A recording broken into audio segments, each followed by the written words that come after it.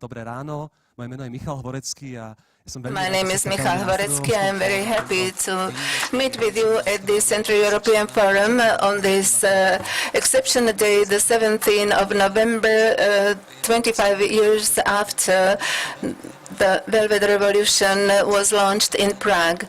This panel is closely related to what was going on after the revolution. It will relate to one of grand themes, that is relationship between church and state, family, and I will speak in Slovak today, partly in English.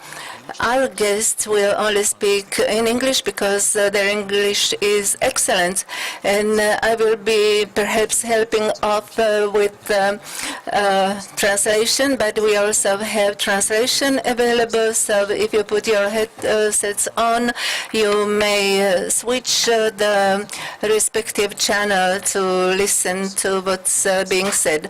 Let me introduce our guests. Esther Abaci from Hungary. Študovala na viacerých zahraničných univerzitách, je aktivistkou. And her child was also again in the opposition against the power. So I'm sure she will have a lot to say about the situation in Hungary, but also in other countries. She's editor of websites and magazines, and a very active person in our neighboring country.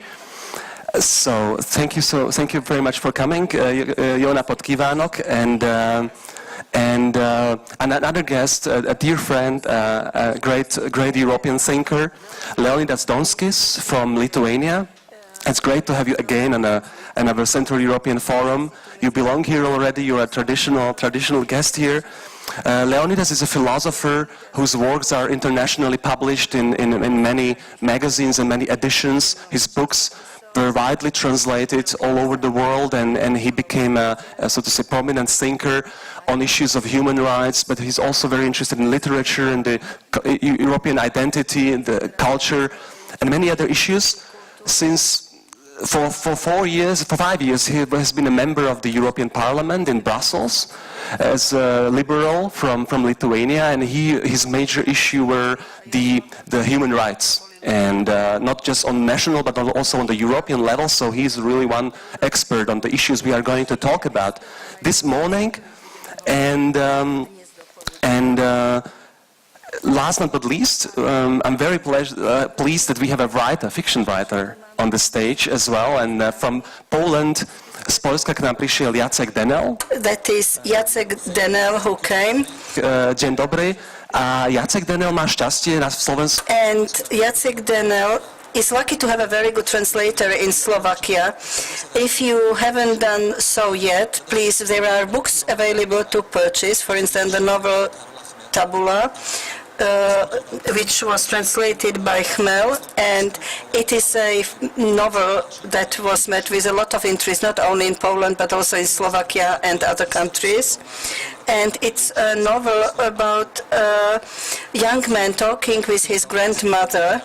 It is a book written in a high style and a very good narration, and the grandmother says that she was more lucky than wise, but therefore she was able to survive the 20th century in Poland and could withstand all these pressures. Then there is another book, a novel called Saturn. Are dealing with the father and son issues on an example of painter Goya, and I'm excited. Thank you for this beautiful gift. This one I didn't know yet, so it's great that you are translated, that you came. Jacek comes from Gdańsk, and as far as I know, you live in Warsaw now. So, yeah, thank you all for coming this morning. And when I was thinking about the first question, and I'm happy you agreed in the backstage, I would like to start as on a personal level, because I'm also writer, but I'm a father, and I'm a married man, and we hope we're expecting a second child, so I feel as a family person as well, and the older I am, the more I feel how my family, my parents, who are in love for more than 45 years, and happily married, how much my parents and my grandparents influenced who I am, and what it mattered to me to see their example. And so maybe Esther, if I may, I would first ask you to tell us maybe about your family background, what family means to you. I know you're a mother as well. So yes, you can hear me. Yes, I'm a mother, a proud mother of a son and several adopted daughters. And I live in that kind of unconventional family now that most center-right or conservative thinkers would greatly disapprove of. Because I live with a partner, I have a son, and I have a daughter who is lesbian, but she's not my biological daughter. And I have a Roma daughter whom I also adopted. So you see, that's a 20th century family. I was born in a much more traditional family, married couple, but they did belong to the democratic opposition, and they were very active in the art scene and sociology. So I grew up with all these guys that you go and listen to, like Agnes Heller and Konrad, and they used to come to my living room or, just pat our heads. Okay. Thank you so much. Leonidas, in Czechoslovakia, the dissent was, in Czech Republic especially, was strongly based on families. And usually the families were connected by similar destinies. Maybe grandfather prosecuted by Stalinists, a father reformed communist in the 60s, or a cultural thinker or a writer, and the sons and daughters who couldn't study, so they were somehow, in a way, privileged, in a very difficult situation. I know you were in the opposition movement in the Soviet times. So how much, and the prosecution always meant a prosecution for the family as well, for the relatives. So how it was in your case? Thank you. It's a wonderful question. I have to say that just to repeat your formula, which is very eloquent, the older I become, the more conscious I am on the complexity, even disturbing complexity of my family story. I was not a dissident. I was too young for that, but I remember, of course, I was very strongly opposed to the regime, and of course I had a very bad file in the KGB archives. And this was related to my family story. On the one side, my father was a Holocaust survivor who survived together with 10 people in a small shtetl, small Jewish town, where 2,000 Jews were killed in one day. And he was among those 11 people who survived the Holocaust, and he wouldn't tell me anything until I turned 27. He didn't want to traumatize me for life. And he told me when I and my father were visiting the United States, and then I realized that I was trembling when I was listening to that story. Had this happened to me when I was in my teens, it would have been a trauma for life. So, and on my father's side, it was a Holocaust narrative and Holocaust discourse. On my mother's side, there was another story. Since my father knew the horrors and the devil in politics in terms of Hitler and the Nazis, so my mother had her father, my maternal grandfather, who was executed in 1961, 6 or 5 months prior to my birth, only because he was a profiteer. Because he was selling jewels and gold, he was sentenced to death. That was a decree issued by Khrushchev. It didn't work for a long time, it was for a short time, but still they executed many Soviet Jews, including my maternal grandfather. So on both sides I had horrible stories, related to the Soviet Union and the Nazis. On the other side, I understood the complexity of life, because when you have your Jewish father and a half Polish, half Jewish mother, so you understand that, well, again, you have to decide concerning your stance. Yes, I grew up as a Lithuanian, and I would describe myself as a liberal patriot of Lithuania, so I love my country very dearly. But every time when I was discussing identity issues, I emphasized that I have Jewish and Polish blood in my vein, And that's why I would never tolerate anti-Semitism or Polonophobia, for instance, and the same with Russophobia or any kind of phobia. So I am very much opposed to that. So, and I take life as it is, but for these invaluable lessons, of course, I am deeply indebted to my family. And just finishing on the note, which is quite intimate, I would say that yes, I'm a family person, although as a human rights defender, I am very sensitive to homophobia, to gay and lesbian issues, and I defend these people who I would describe as my sisters and my brothers. But at the same time, I'm straight, I have my family, I have a very happy wedding life. All in all, I would say that family means a lot to me, and that's why I'm very much against of misuse of family in political battles.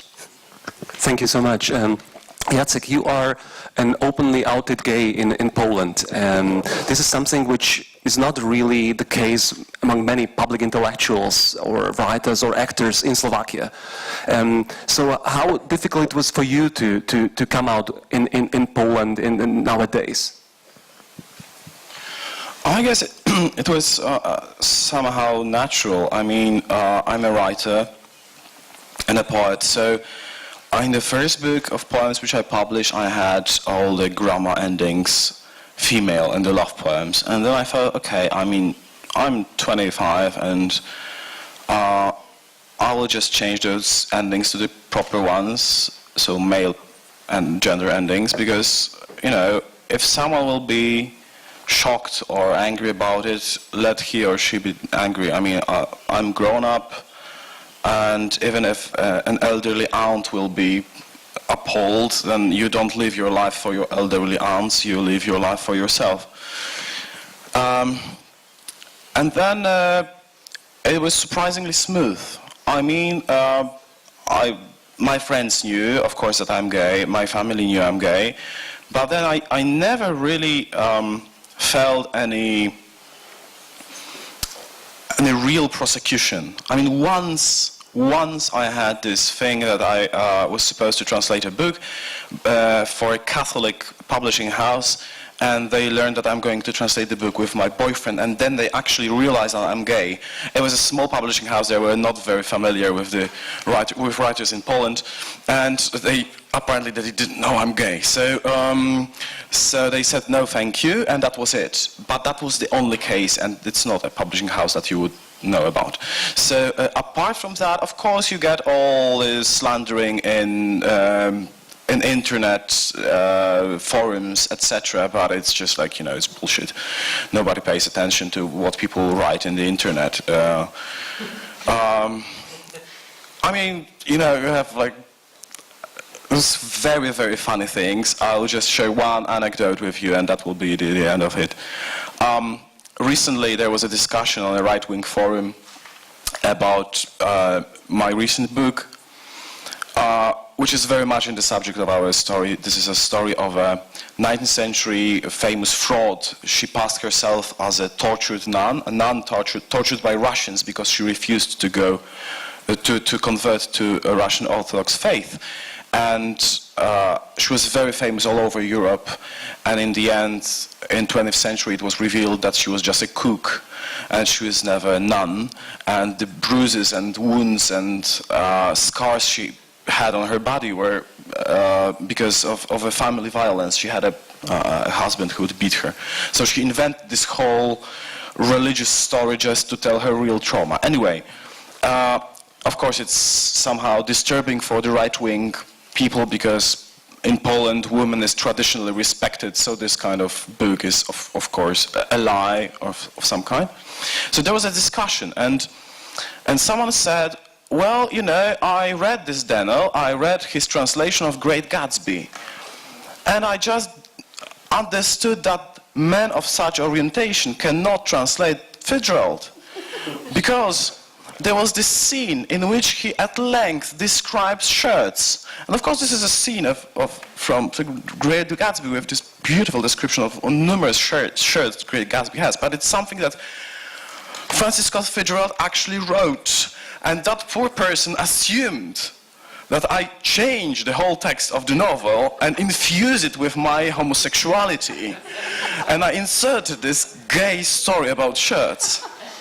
So that's why I say that if you read things in the... But you should write the gay version of Great Gatsby. I think that could be a great novel. I posted that on my Facebook, and we had this idea about translating various pieces of literature to gay literature, like, you know, Hemingway in a gay way, or something like that, or in a straight way. I mean, like you have straight literature, like true. You know, right-wing. Paul Valery wrote his version of Mr. Bovary, so giving him a voice in the fiction, which is very important. You know, he's such an asshole in the book, and otherwise, you know, his story can be interesting as well. Okay, well, thank you for this personal beginning. I really appreciate that.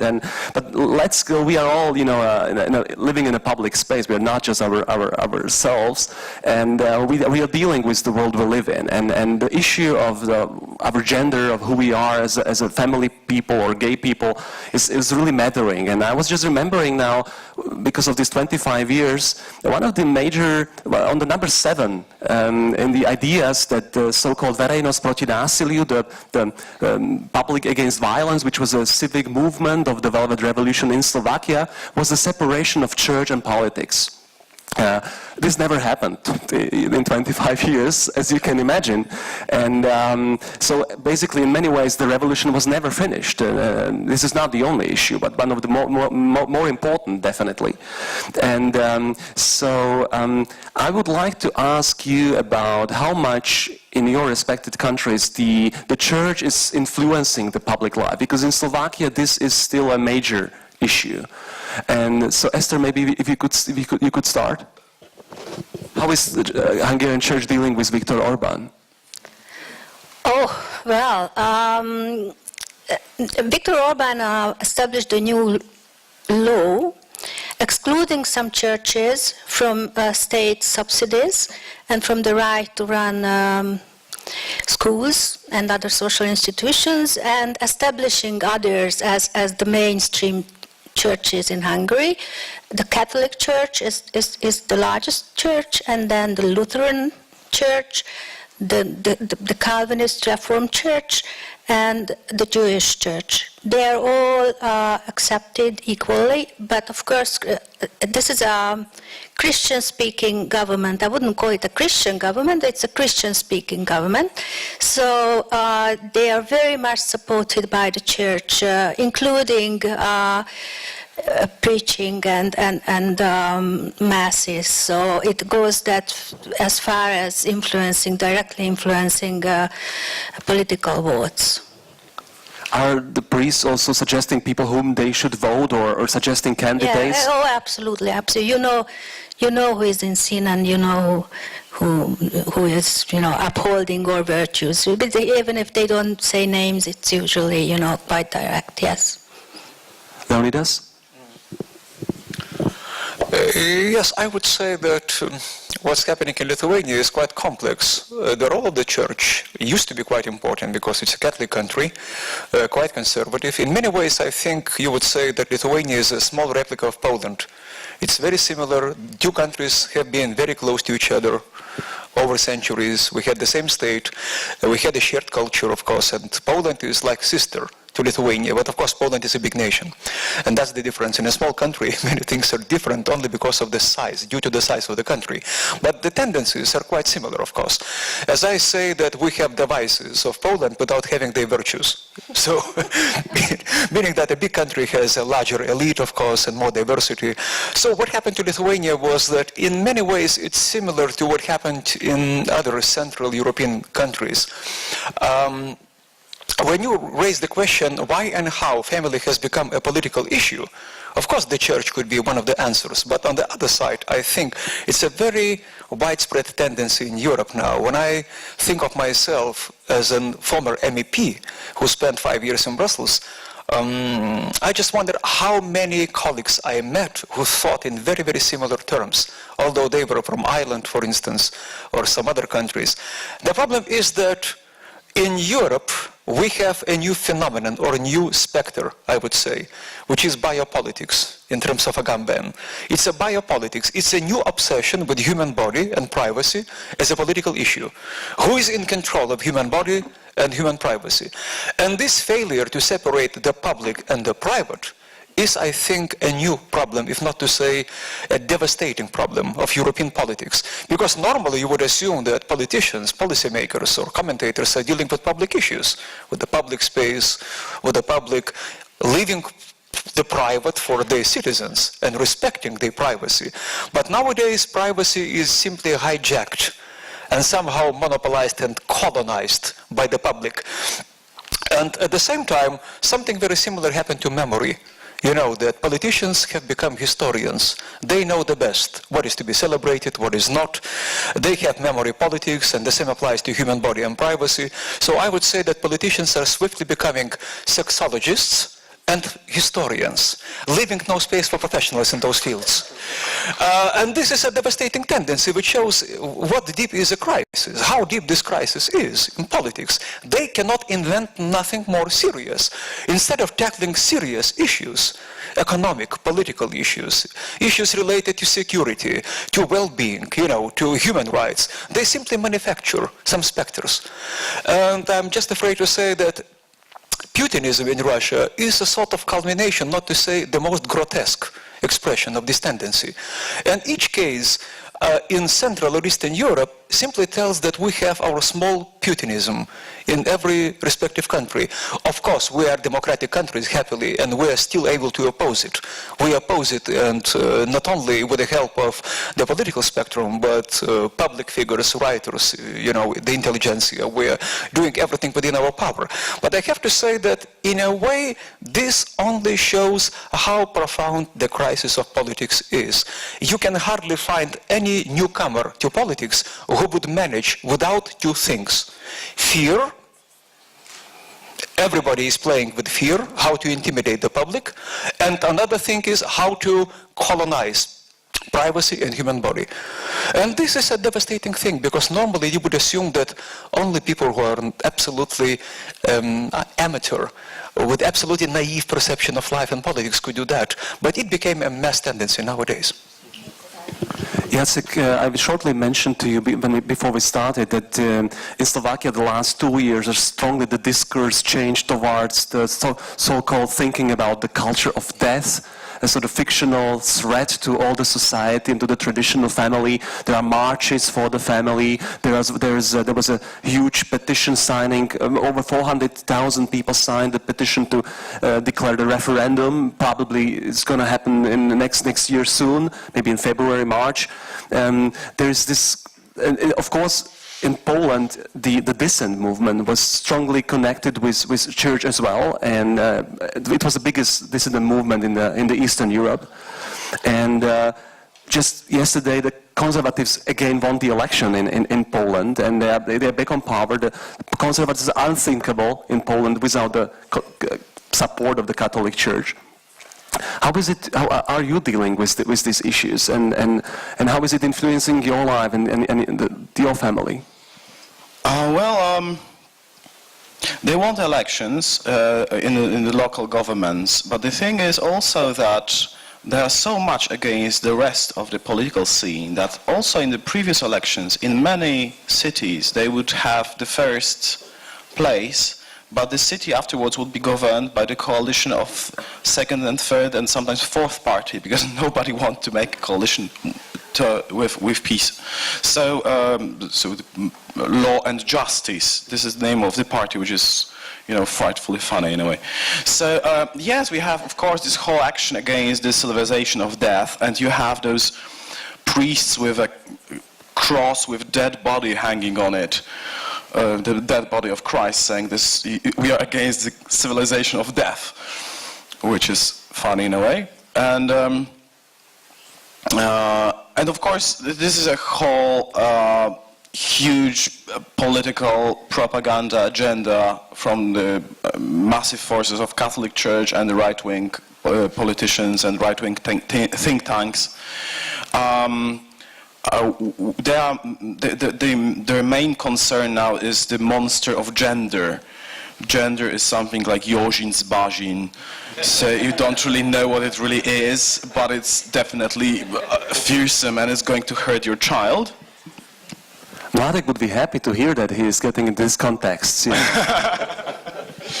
And what I find very interesting is that whenever there is a major sex abuse scandal within the Catholic Church in Poland, gender is resurrected, and they are fighting against gender without, of course, explaining the term.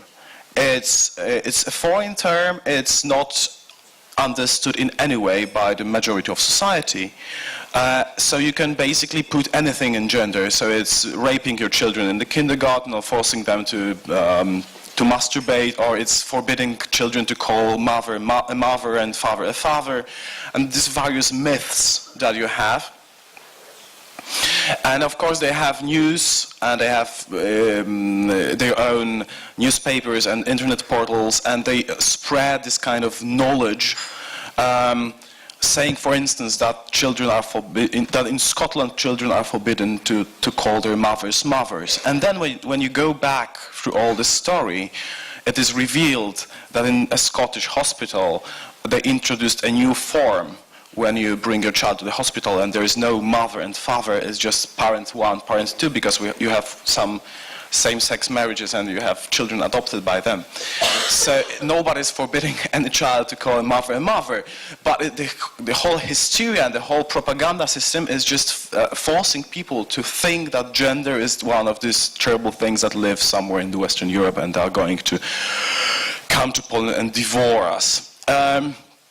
And this is, I think, spread among all the Eastern Europe. It's just how it is done. This is a mass thing, and the church is mainly the main force spreading that. Leonidas, you wanted to say something. You also experienced the Estrela hysteria when you were a parliamentarian. Very much so, very much so. I could tell you. So when I was dealing with those issues in Brussels as an MEP, I was a spokesperson for human rights on behalf of European liberals. As a coordinator in the Sous-Commission de l'État de l'Homme, in the subcommittee for human rights, I was dealing with those issues, and once it was a big scandal. Portuguese colleague, Edith Estrela, came up with a proposal, with a legislation proposal for the female reproductive health. And all of a sudden, it was a spread of huge lies in several countries, including Slovakia, Lithuania, and some other countries, about the alleged wish of Edith Estrela to legalize masturbation as a mandatory, obligatory form and aspect of child sex education, which was total nonsense. My bureau and we started studying those documents, and I was shocked, and I thought, look, am I a fool? Am I missing something here? And then we realized it was a lie. It was a spread of toxic lies, just trying to, again, to spread the myth of lesbian and gay conspiracy all over Europe. And I can tell you, as a theorist, I understand what's happening here. It's a kind of new conspiracy theory, it's a kind of new political sentiment, because for those circles who feel very strongly about similar issues, now it's not very convenient to come up with anti-Semitic theories. Anti-Semitism is widely condemned in Europe. But it's more convenient to come up with some sort of insinuation of less protected groups, like lesbians and gays, because even if people feel that it's against the law, to deal with these people somehow in a very indiscreet manner, somehow people are less attached and less sentimental about those things. And by instinct, they feel that they wouldn't be discouraged very strongly. So this scandal with Edith Estrela showed me quite strongly how widespread this political sentiment is nowadays. It's a new form of anti-Semitism. I can tell you, these people are simply exploring the least protected groups in society, and then they try to find the target group for their domestic battles. But as far as Lithuania is concerned, I could tell you, we had the same kind of political matrix which every Central European country may have had, meaning that the former Communist Party, which becomes Social Democratic or Socialist Party, and then a very heavily opposed party, which could be described as nationalistic or very churchly. In the past, we had the Motherland's Union, which was more nationalistic. Over the past 5 years, they became more oriented to Christian democracy, which changed their vocabulary. And that's why the church became more conscious of those battles, and in Lithuania people are more vocal when it comes to the church. But what is really funny is the fact that Lithuania is not awfully religious country. It's quite traditional, but it's not very religious. The religious sentiment is not that deep in Lithuania, and that's why I would think that this is simple and sheer opportunism of a new political class which tries to manufacture new vocabularies, new words, new sentiments, just trying to win domestic games. That's a very dangerous opportunism, I think, and it can be scary. How is you, as two of you, Esther and Leonidas, as philosophers, how you are dealing with this, that 25 years after the revolutions went around Eastern Europe, suddenly more and more people do believe in this faith-based reality. It seems like their view of the world is not based on the facts, but basically on their faith somehow. They do want to believe that there is this threat of whatever culture of death and civilization of gender. And is this something you expected when the changes that this can happen? That this discourse can go this direction? You understand? Well. It was very interesting what Leonidas described about Lithuania, because in Hungary, it's a very secular country. I mean, no one really goes to church. Marriages are celebrated, but some children are baptized, but almost a third of children are born out of wedlock. So it's a very secular country. So the church is not that important. Therefore, it's not some kind of anti-Christian movement that they identified as threatening to the nation, but Europe. So when Conchita Wurst, won the Eurovision Song Contest, Hungary went amok. They just couldn't believe this. The court writers of Viktor Orban could run on this fuel for months. Conchita Wurst is Europe. This is what Europe will bring you. This is the third toilet. This is ridiculous. This is Europe. So because the bogeyman with us is Europe. It's not the generation. We also have those that homosexuals must be re-educated and that kind of stuff. But mostly it's Europe that is threatening European civilization. And I didn't expect that to happen 25 years ago. Yes, I would say it's a deep phenomenon. I think it's very deeply embedded in political consciousness of our countries. And we know that at the end of the 19th century, it used to be the Jews in Europe that were blamed for bringing too much modernity, too much novelty in life. And Jews were scapegoated precisely because they were perceived as the forerunners of modernity. Although that was not the case with the Czech lands or Hungary, but that was the case with some other East European countries where Jews were urban professionals, primarily medical doctors. And I think very similar things happened to our countries after 25 years, and I can tell you why and how. It's a backlash. It's a backlash. It's a radical change of political life, and of course, the speed of life is incredible in Eastern and Central Europe. The change is almost immense. It's huge. And the degree of change is such that this backlash acquired the new form of anti-modern sentiment, but this time in a very interesting fashion. Now, human rights are perceived as the imposition of the West. Something artificial, and this is very, very strange, because when the countries like Russia with Vladimir Putin come with a strong criticism of human rights, it's something that I begin missing in terms of sound reason and common sense. Russia was one of the countries which gave to the world the most prominent human rights defenders. Andrei Sakharov, Yelena Bonner, Vladimir Bukovsky, Andrei Sinyavsky, just name them, the legends of most prominent human rights defenders, up to Sergei Kovalov, Lyudmila Alexeyeva, the Memorial Group.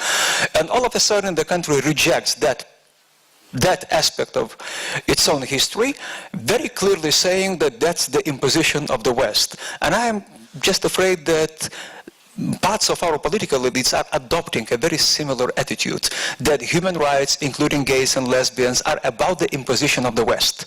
We were different for many years. We are losing our unique identity, traditional values. We are losing our family life. All this kind of nonsense comes as a sort of backlash, precisely because many things have changed, and I understand that anti-modernity and the logic of anti-modernity changed as well. It's very difficult to come up nowadays with phrases like, the bourgeoisie, the new revolution, the new proletariat, and that's why we have the grotesque of our new life. If the Soviet Union with Moscow was something like the Jerusalem of proletariat, now it's the headquarters of far right of Europe. If Stalin knew that a figure like Schroeder in his days, someone from the political elite in Western Europe, would be confined to the situation of choosing whether to become a Stalinist or a Trotskyite, nowadays Schroeder becomes part of Gazprom. As simple as that. It's a grotesque change, and I think that far right in Western Europe understood this as a message. Le Front National in France, Jobbik in Hungary, UKIP, United Kingdom Independence Party with Mr. Nigel Farage in the United Kingdom. So they got this message right. And Moscow started playing with absolutely new forces. And this shows that this phenomenon is European-wide. It's not related to 2 or 3 countries. It's a pan-European movement which is very anti-modern, anti-liberal, profoundly anti-democratic, and we have to be conscious of that. Of course, it varies from place to place because Slovakia is a democracy, and the same with other Central European countries. Things are more complex and disturbing with Russia nowadays, but the problem is nobody is isolated nowadays. Nobody is isolated. It's a pan-European tendency. It's a battle over Europe. It's a battle over Europe. And the problem is that if you want to caricature Europe, you simply suggest it's a Europe of gays and lesbians. You know that in Russia they call it plainly. It's not a Euro Union, it's a gay union, as they call it in Russian. So, meaning that if you want to caricature this, you poke fun of some groups. And what is very strange, it used to be the bourgeoisie, it used to be the witches, the sorcerers, the Jews. Now it's about gays and lesbians. And I remember I said it aloud, and I described this black and white, when in Lithuania, in our parliament, there was a bill, it was a project of the bill about how to protect the minors from the detrimental effect of public information, which was a very homophobic law, in fact. It was about gay propaganda. And I wrote it about that, look, if I talk to my students about Leonardo, Michelangelo, or Virginia Woolf, or Oscar Wilde, or Tchaikovsky, am I engaging in gay propaganda and lesbian propaganda? Are you crazy or what? Are you going to reject a huge part of European history and culture? So then they understood that, yes, we would be open to the charge of gay propaganda if we're doing things like that. So then people became more conscious. They told me, well, we were just thinking about, imagine if a lesbian couple starts kissing each other, in presence of adults, so what? It's none of your business. If you're in politics, you should be preoccupied with the public. It's none of your business what's happening in private life of your citizens. But it was a very, very fierce phenomenon, and I understood. Well, just to finish this segment, I would tell, when it is about bigotry, it's not the most difficult problem. Bigotry can be cured by time, education, but when it is a political sentiment, and when people are cynical about it, when deeply, down deep, they don't believe it themselves, but they know that it's very profitable politically, that's the most dangerous part. That's it. No, I just wanted to add that there is this theory that all the Arab Spring began with sexual frustration of young males who cannot marry a woman and have a decent, normal sexual life, or a man, whatever. Then I think this resentment in Eastern Europe or Central Europe is largely because of a sexual frustration. And when you see those 40-year-old men with big moustache saying that homosexuals statistically have 100 sexual partners in their life, you can feel the anger, of course, but you can feel such a jealousy. and the Catholic Church who strongly opposes any sexual life, really, except for procreation, calling any other sexual life animal-like, whereas sex for procreation is literally what animals do. They don't have sex if they don't want to reproduce. So anyway, when they talk about sexual life, you can see this huge resentment and lack of knowledge, really. And the interesting thing is that in Poland we have all those church and right-wing experts who are often priests, experts on sex life and homosexuality, etc., etc. There are professors, there are doctors, there are scholars, but there are never scholars of that specialty. I mean, there are never medical doctors. Church has his own doctors, medical doctors who specialize in sexuality, and they never take part in this discussion because they would have to address real issues, real papers published, you know, the state of knowledge about sexuality we have. So they are kept backwards.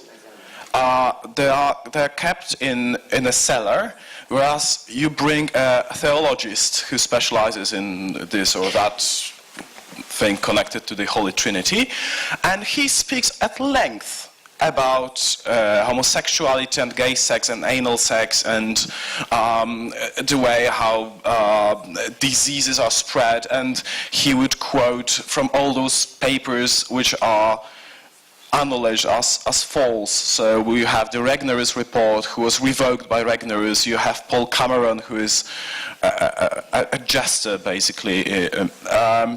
And they quote those things, and they just invent data. What you said about lie, they are absolutely okay with inventing data and saying whatever they please. I mean, you call them to give actual papers and proofs, and they will never. They just say that, and it hangs there. And you have all those people completely mad with all those made-up stories and things, because it's not about knowledge or science, it's about propaganda. Yes, I was very, very pleased on, I think it was on Friday or Saturday here, when Václav Bělohradský, the Czech philosopher, was talking on this very stage, and he mentioned that he strongly believes the way how to influence the discourse of Europe still is the literature. He believes in the power of fiction. And he mentioned the noble speech of Alexander Solzhenitsyn, who, so to say, to describe the power of writing, says that, well, the fiction is the only way how we can feel deeply the suffering and the pain of the other one.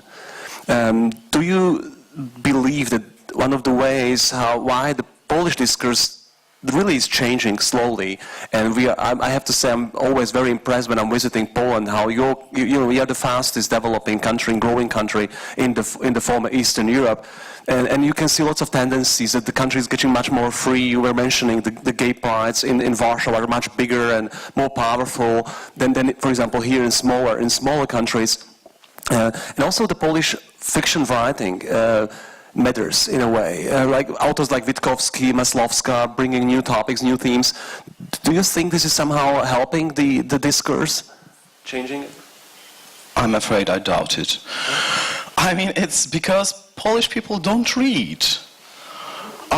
Do you know that we are almost 40 million people, and we publish and sell less books than Czech Republic? I mean, this is a society that doesn't read. This is, first of all, Catholic. So, Protestants had to read the Bible, whereas Catholics were forbidden to, and they had priests who would tell them what actually is in the Bible, which actually wasn't there in most cases. This is one thing. The second thing, this is a peasant society, which comes mainly from the countryside, and the number of illiterate people, even after the war in Poland, was huge. So there is no tradition of reading. And I think this is a civilization problem. I mean, when you read a book, a novel, let's say, and you have a protagonist with whom you disagree in many ways, you often read books like that. This protagonist can be a scoundrel of some kind, a repulsive person. But you get in the skin of that person, and you start to understand that your system of values is not the only one, and people act because of various things, and this teaches you how to be sympathetic to other people, even if you disagree with them fundamentally. People who don't read don't go through this process of learning.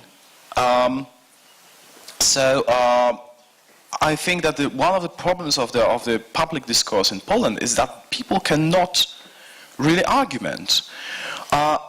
Public discourse in Poland is a series of monologues. It's like that in some panel discussions as well.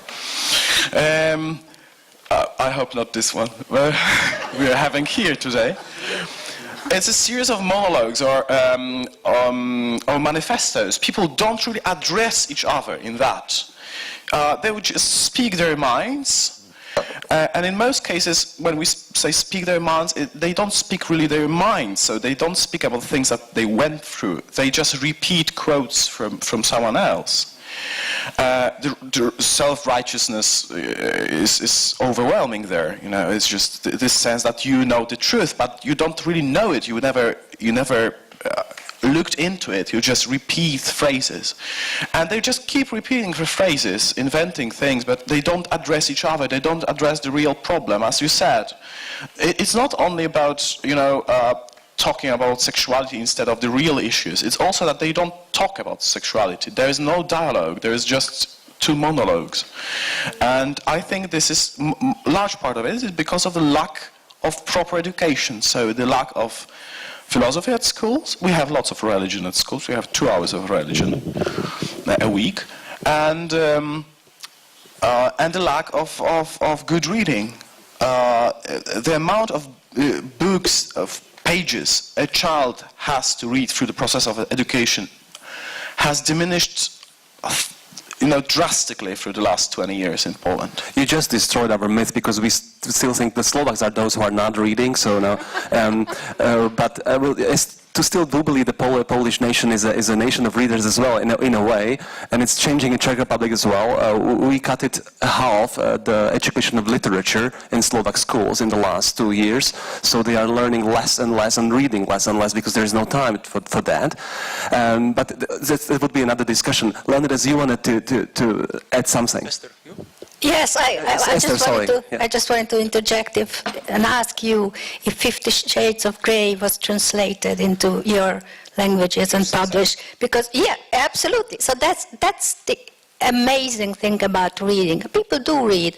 They read trash mostly, but they read 50 Shades of Grey, and then they see no contradiction in coming up with the usual Christian speeches about sexuality. So that shows really that it's a political discourse. It's instrumental. It's a colonization. Teenagers in Hungary, they are more concerned with their sexual lives, and they start earlier than ever. And no one is really scared about that. So it's all political talk and the bogeyman that we actually call Europe, but you might call them gay people, or it depends on the culture, I guess. I would say it's a very sensitive issue. So, first I would reiterate what you have said. Once I wrote an article which was titled "The Monologue-Based Culture," and that was about Lithuanian public space. So, yes, instead of dialogues, sometimes we tend to have a series of monologues, and sometimes without even being able somehow to tackle some common issues. But the problem here is that, Lithuania is a small country, and on the one side, Lithuania is very proud to have had people, like prominent Litvaks, Lithuanian Jews, including Emanuel Levinas, who was born in Kaunas, Lithuania, or Czesław Miloš, who is really deeply respected in Lithuania. So meaning that Lithuania gave to the world some prominent people, but still when it comes to the reading ability and the curiosity, the culture of curiosity of my country, I would say that much remains to be desired here. Because in fact, Lithuania is more of a TV society.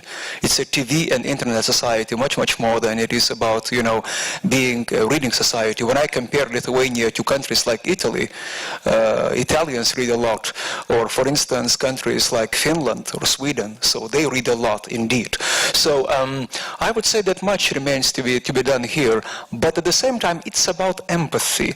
Lithuanians are good when it comes to their historical experiences, how to oppose the Soviets, the forest brethren, partisan wars, everything. Lithuanians are awfully sympathetic and very good at that. But when it comes to some other aspects of human experience, what comes to my mind is an idea that in many ways we're still pre-Freudian society. We're a pre-Freudian society. We don't understand the disturbing complexities of human life. We don't empathize with people who are different. We somehow are very good and very skilled at adopting some vocabularies, the right words, the catchwords, catchphrases. But I don't think that we're able to empathize with people who are different inside our society. And that's why it's a sort of paradox. We blame the West for being unable to empathize with Eastern and Central Europe.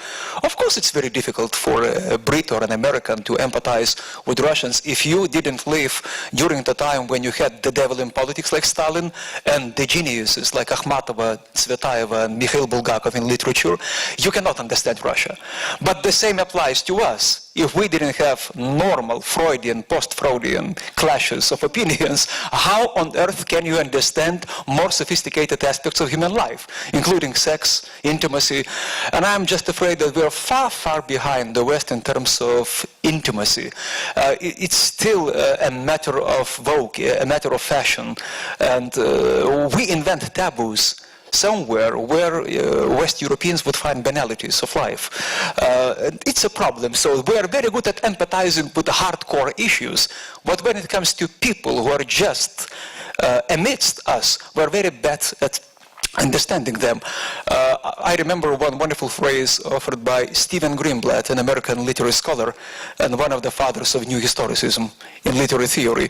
Stephen Greenblatt, in his book Marvelous Possessions, described Mandeville's travels as a travelogue, which was fantastic in the 13th century, because in that book, an imagined pilgrim, Sir Mandeville, described Tibetans and Chinese as very good and virtuous, but that was not about tolerance, because Greenblatt says you can be only tolerant when it applies to people who live with you. But if you fantasize about people whom you never met, it's about curiosity. And that's why for Lithuanians it's very easy to empathize with people whom they never saw. But it's more difficult to empathize with people who are our neighbors. Precisely because in many ways we're a pre-Freudian society. And this drastic, I would say, assault of Soviet censorship on intellectual culture, of psychology, literature, social sciences, it was a blow. It was a blow to us. It will be very difficult to recover. Mentioning the culture of monologue, I have to tell you that our Prime Minister brought it to perfection, because he's only visiting television shows when he can talk to himself. He's giving himself questions and answering them. So that's the only way he's accepting when he's invited somewhere. So this is really spreading here quite widely. Thank you for this. Just one more issue, maybe, and then I would love to open the stage also for discussion, for the questions from the audience. But I mentioned to you recently that this so-called Alliance for the Family, Aliancja za Rodinu, who collected over 400,000 signatures and hopes to announce the referendum soon. These questions, our president, Andrej Kiska, decided to ask the Constitutional Court if it's right to ask these 4 questions. And when the answer came recently, 14 days ago, the response was that one is not acceptable, because you cannot forbid two persons in a free country to have some sort of juridical alliance. Of course you can. Excuse me? Of course you can. And the president will most probably announce the referendum in with 2 questions. And this Alliance for the Family somehow not accepted the decision of the Constitutional Court, claiming that this is a so-called tyranny of the judges. that they are trying to keep their mouths shut because somehow not respecting the very fundamental institutions of the democracy. This is an extremely dangerous tendency, I think, but somehow where these people will be stopped, it's very hard to imagine because somehow. So, Leonidas, would you like to respond? Yes, it's a very difficult and subtle question. I would say that, well, in some of my work I indicated that there is such a thing as some sort of masks of authoritarianism. I was trying to tackle this issue in my country when I was dealing with the brutality of the language. When it comes to anonymous commentaries on the internet, for instance, it's horrible.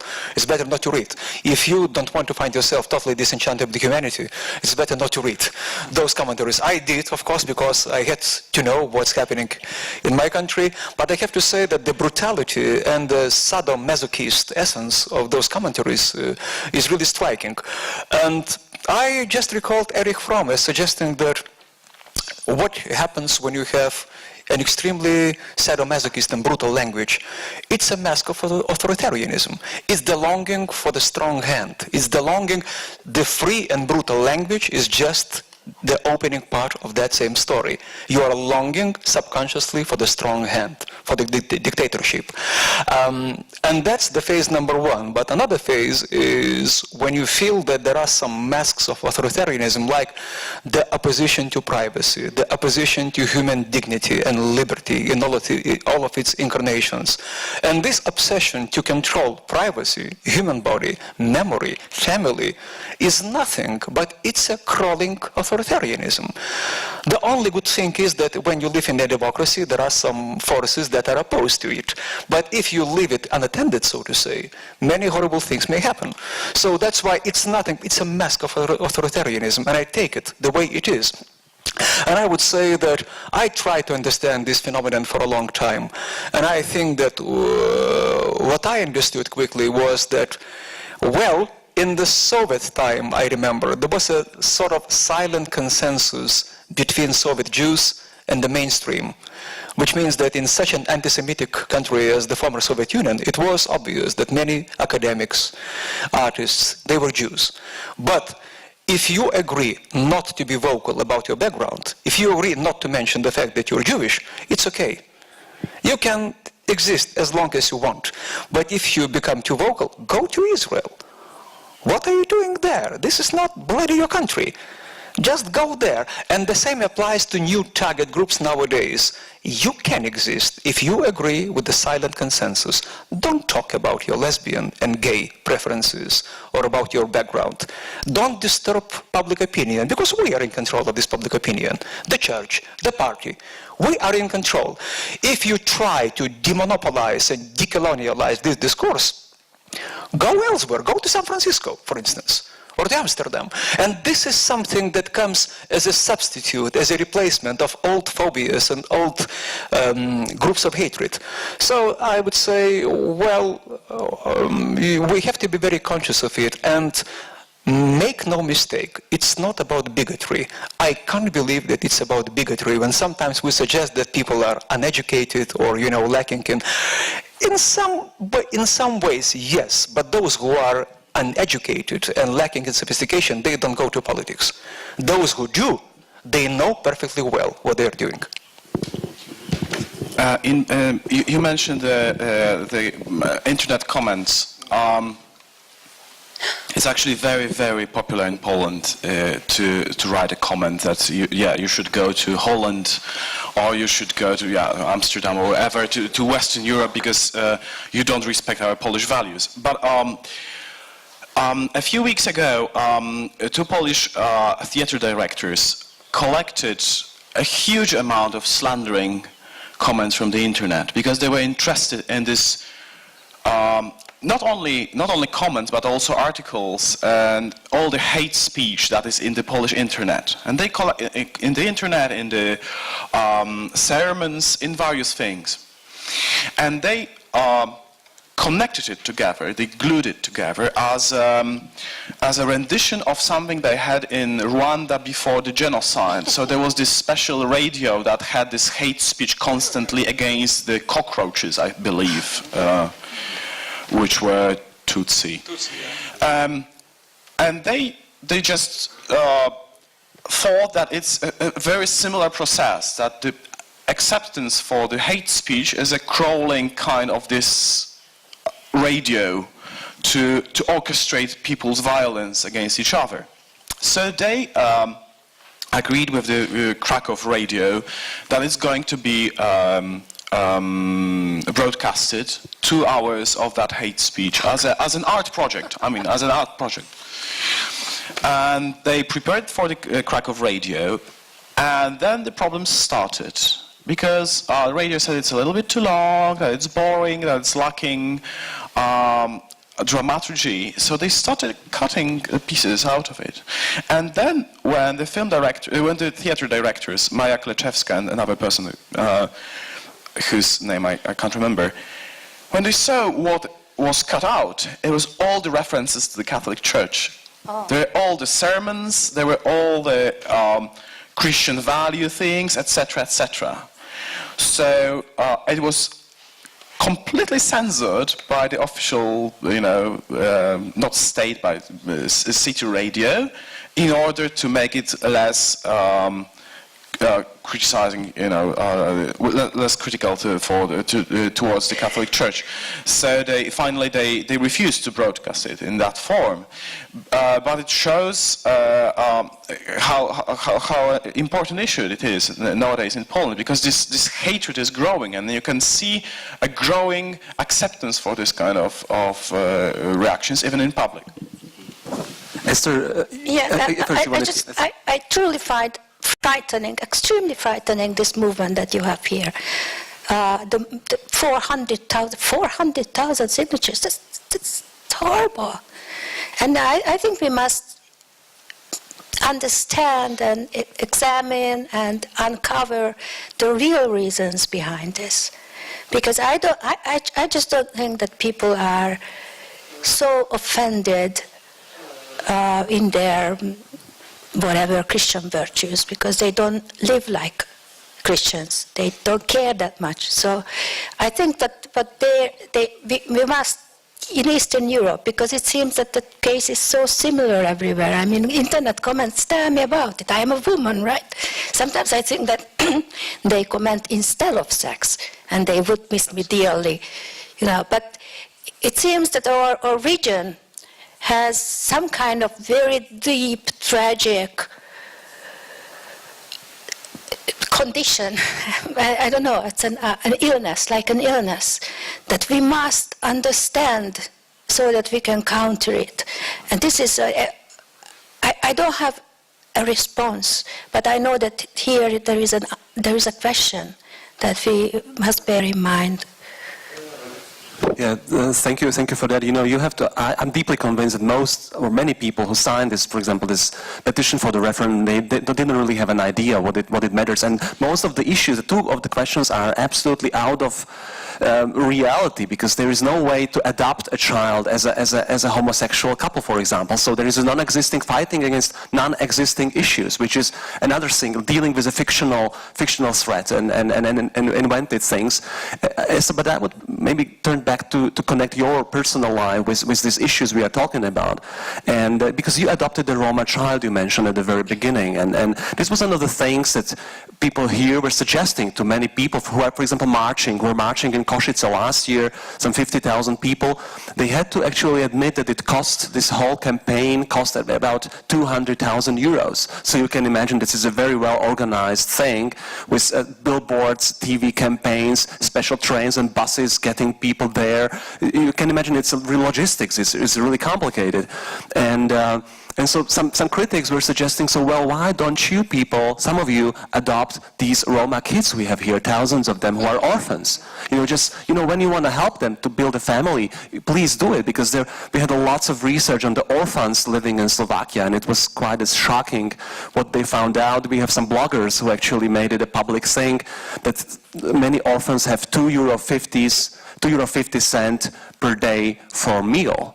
for a whole meal, breakfast, lunch, and dinner, which is unimaginable actually in the world today, and in this part of the world. So well, let's help these kids. And but you never see Roma kids, for example, in these marches, and even in the Košice, where there's this huge settlement, and in the whole east and southern East Slovakia has so many Roma settlements. So you see this clear separation. So how were the reaction of the public when you decided to do this, and how was your experience? It's a difficult thing, I must say. It's difficult. I mean, it was personally difficult for me, because it took time for me to understand her, that there is such a gap, that there is such a tragic divide between our cultures, and it's very hard for an individual to make up for what is lacking in someone's life who lived a very different life for 14 years. So I didn't adopt a girl. I take care of them, let's say. I didn't adopt legally, so when I got to know her, she was 10, and she was already half formed. And the reaction is that people are stereotypes so deeply that they just couldn't bear the face of the truth. So they would say, hey, you liberal woman, you should go and live in a Roma settlement and in a ghetto, and then you should surround yourself with gypsy children. And when I say, yeah, I did, they say, no, you should go and, it's kind of like a record that got stuck. You should go and, yes, I did. Shall I introduce you to my daughter? So I think that shows that there is some deep frustration which has nothing to do with reality, that refuses to face reality. So that is my experience. I agree very strongly. I think it's a very, very accurate observation of reality, because in fact many of those things, they have nothing to do with reality. So they are about how to intimidate people, because fear is what matters in politics. I call this phase of politics post-politics, actually, because there is nothing about real public issues that exist in Europe, and most of those things are simply specters, phantoms of imagination. And precisely because technology outpaced politics, and they try to appeal to the public by using social networks, the Facebook, the internet, and this is very speedy. The velocity is incredible. They can reach out very, very quickly, but they have no content. The only thing that our new policymakers are good at is to intimidate. Fear is the most precious commodity. And that's why it's not about how to solve the problems of orphans, for instance. When you were talking, Michal, about coalition for family, yeah? Alliance for family. So I'm just afraid that it's neither alliance nor about family, nor is it about family. It's like Voltaire said about the Holy Roman Empire: neither holy nor Roman nor empire. Something like that. It has nothing to do with reality. It's not about how to solve the problem of family. It's just about how to intimidate part of the public and how to send the message and how to win the elections. And the rest is just lip service. And sorry about being cynical, but I know how these folks operate. And it's so obvious, and I'm just afraid that it's about fear, moral panic, fear, the specter, how to manufacture a new object of fear. This is how they approach reality. Otherwise, they would find real problems like social divisions, like children, women, human rights, migration, crime, many serious problems about the Eurozone, something that requires competence, talent, dedication. But instead, they are still daydreaming and fantasizing about specters. Thank you for that. So I do believe we have an audience which is not scared, at least to ask questions. Please, ak má niekto chuť teraz sa spýtať. So please, if you feel the need to ask, yes, I see someone who wants to ask.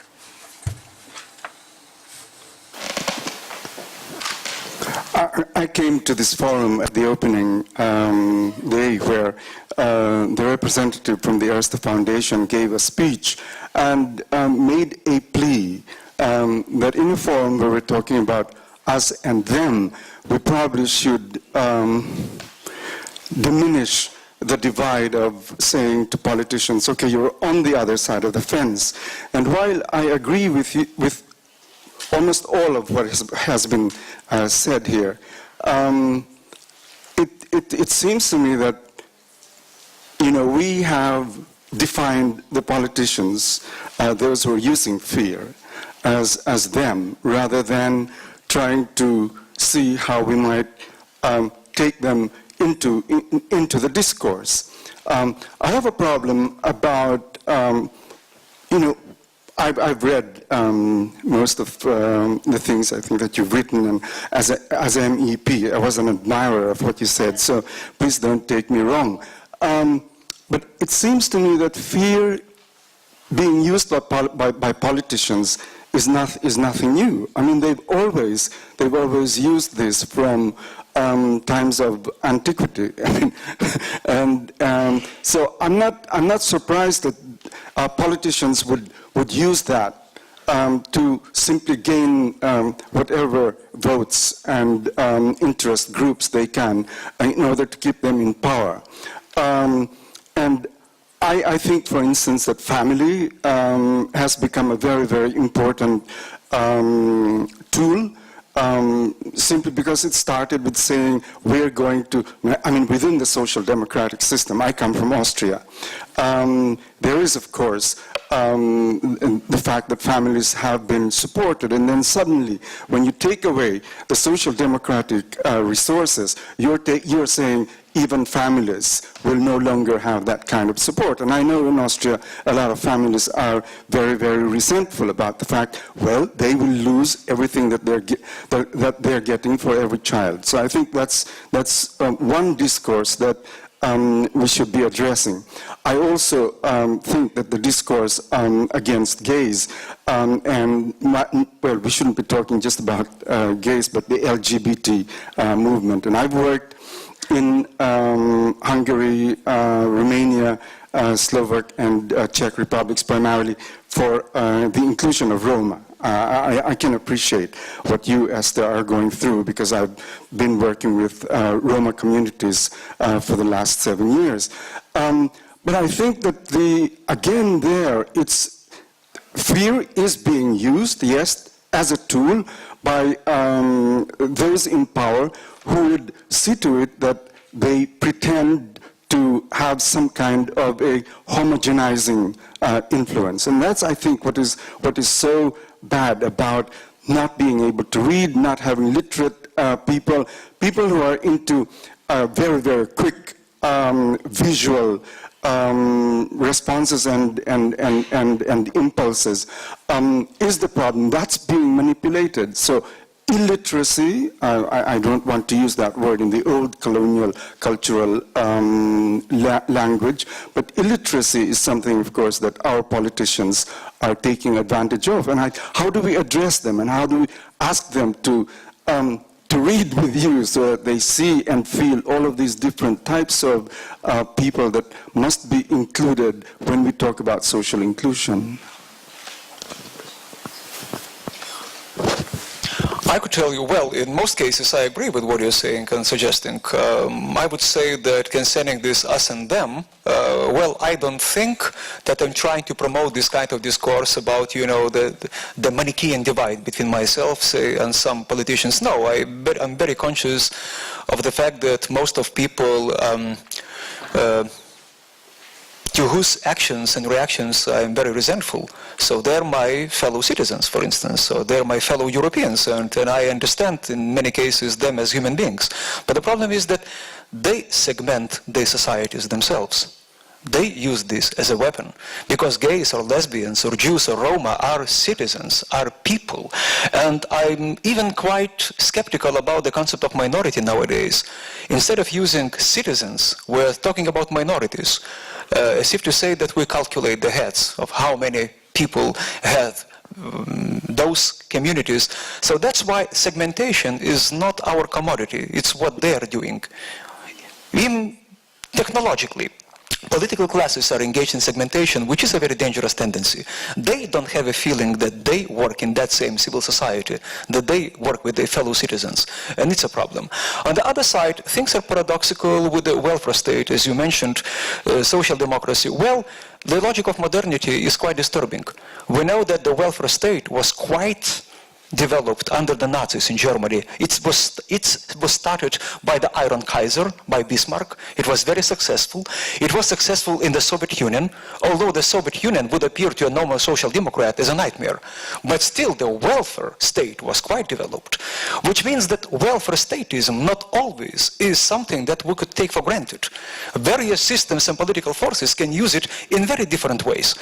And concerning this feeling of us and them, I agree the title of the Central European Forum is wonderful, but this divide could be overcome by our joint attempt to understand some real problems and issues that unify us, not something that is imagined or simply manufactured. That's why my distinction would be between real issues, and I agree to work hand in hand with conservatives, social democrats, liberals, with everyone who would be a conscious European to tackle those issues, but not to spend my time on, some sort of demons, wizards, and witches.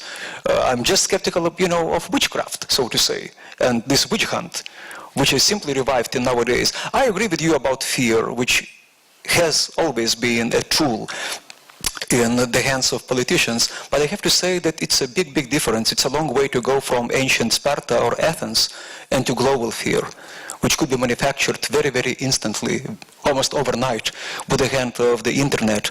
And this culture of fakes and intimidations is quite strong. Even now, I can feel this fear as a kind of very paradoxical thing. When this Russian-Ukrainian war was waged, of course, many East European countries found themselves quite unstable and quite unsecure, like the Baltic states. Yes, we know that we're NATO countries. Yes, we know that we're in the EU. It's a long way to go from Ukraine to the Baltic states, and still people are quite nervous and they're not very comfortable, and especially Latvia and Estonia with big Russian-speaking groups.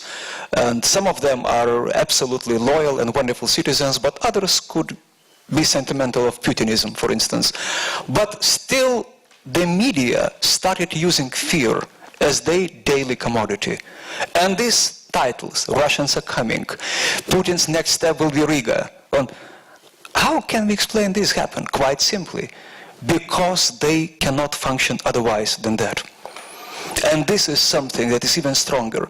As rational human beings, they would understand that this is counterproductive. After all, it violates and hurts the citizens and deprives them of their peace of mind. But at the same time, they know that fear is what matters the most. And it could be proliferated, multiplied, strengthened. And we cannot compare, some rumors that were used in the days of Aristotle, Plato, or Machiavelli, the culture of rumors, in Renaissance court, for instance, with global fear and the production of fear, which is quite strong nowadays. Just a very short remark. I would sum this up as people getting extremely frustrated because of losing the security, the safety net, the social democratic benefits. And that's why they are unhappy, they are insecure, and they need monsters, and they will find the monsters. And the Roma are very convenient monsters because there are a lot of problems that are very, very difficult to deal with. And Europe is a very convenient monster because Europe is far away. And anyway, we want the money. We want to, give the money to our guys. But other than that, thank you. We don't want any intervention or interference from Europe. So there are different forms of monsters or different names for the same monster, but basically it's some kind of insecurity in people that we must understand, because we are not going to beat them with arguments. I can go out there and argue, my heart out, It's not about argument. It's some kind of very deep, unhappy, insecure, angry wish to survive and hold on to some basic things, and I think we must address that on that level. And politicians can be very cooperative and important because it is their problem. They have to address these frustrations. As a writer, as a teacher, sure I can be with my students or my children but my readers. But it is up to political parties and their programs to address these frustrations. But I do agree that they find monsters, boogeymen, so that they don't have to address what the problem really is. And so I would be most happy to have a conversation, and sometimes I do have conversations in the media with a politician, but it's easier usually to find another target, and we need politicians who can grow up. I just wanted to say because you both mentioned witches.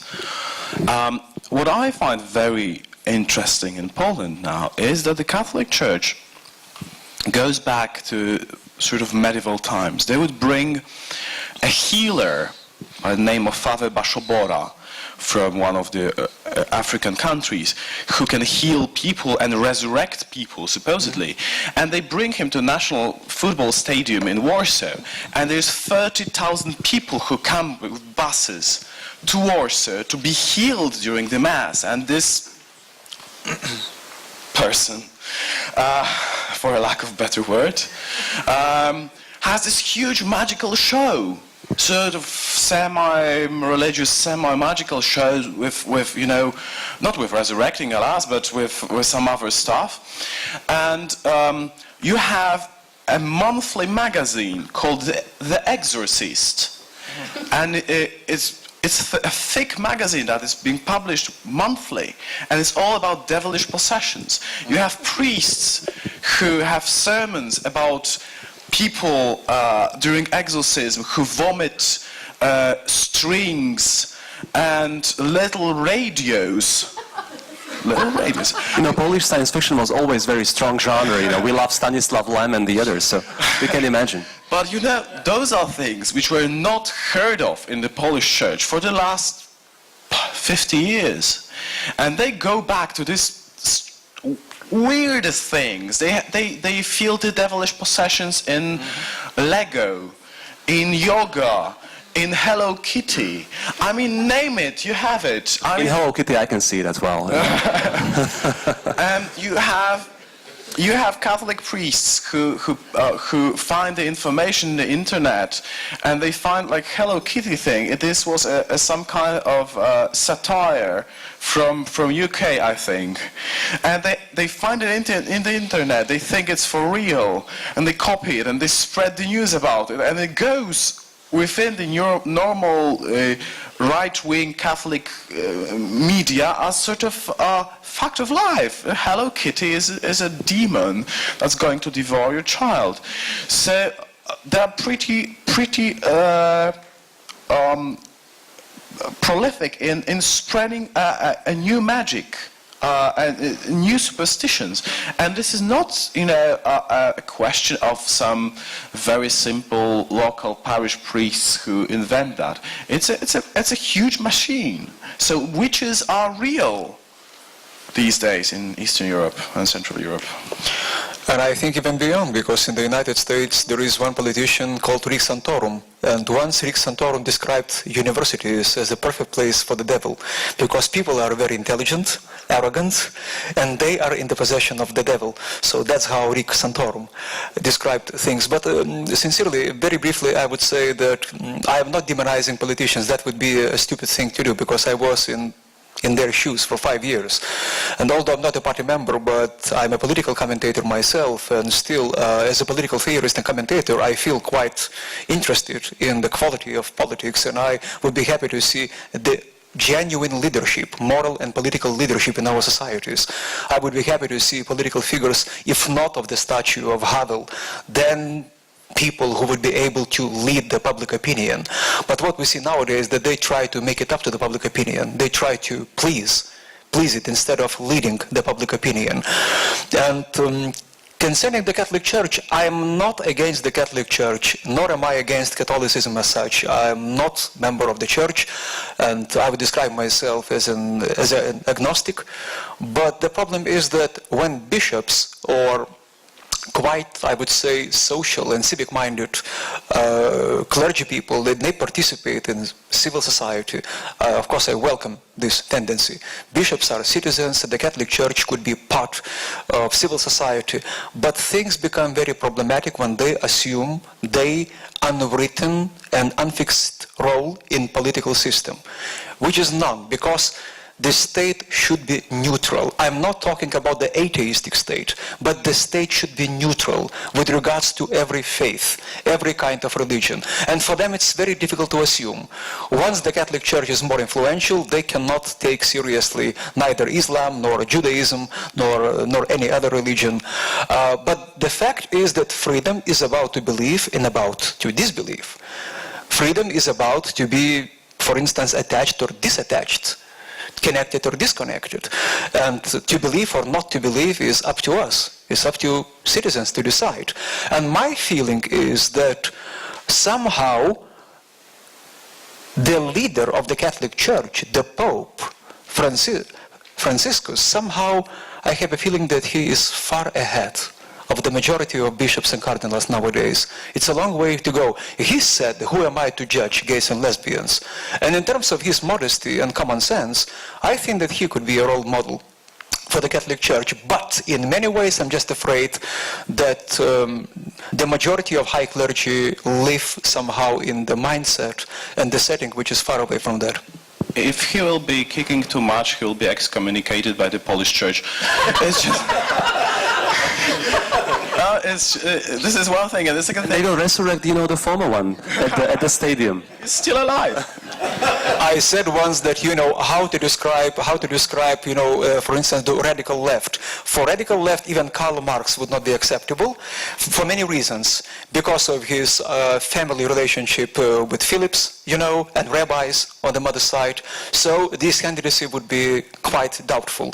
And the same applies to some popes. They are not acceptable for genuine Catholics. Thank you very much, Esther Babarci, Leonidas Donskis, and Jacek Dehnel, for coming to Bratislava, for coming to Central European Forum. Thank you for being with us this morning, and thank you all for coming. Ďakujeme veľmi pekne, že ste prišli, a poprosím vás o veľký potlesk. Please give him an applause for this, and a big hand. Thank you so much. Ďakujeme. If I may, as a guest, to thank you. So this is just a very brief address of a guest. I would like to thank my fellow panelists. And I would like to thank Michal, and from the bottom of my heart I would like to thank the organizers of the Central European Forum. This is my third time, and I cannot thank enough Marta Šimečkova, Martin Šimečka, and of course Tomasz Horvat. Thank you very much indeed.